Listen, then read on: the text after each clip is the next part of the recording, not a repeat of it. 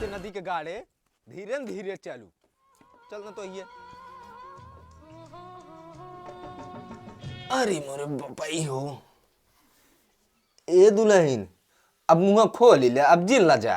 ठीक बज दादी जी। एक काम कर हे दही व गुड़ 5 बेर तू उनका चटाई दे और तू इनका चटाई दे शुभ हो जाए। ए दाई दही गुड़ सतो सतो रोटी ना आई बे दही रुक नाते भैंस देवा तो का दही व गुड़ सतवा रोटी है। दही खाइला ओ दही खाइला दही खाइला। बेटवा तुम 5 बार दही दुल्हन चटाई दे। अच्छा माई।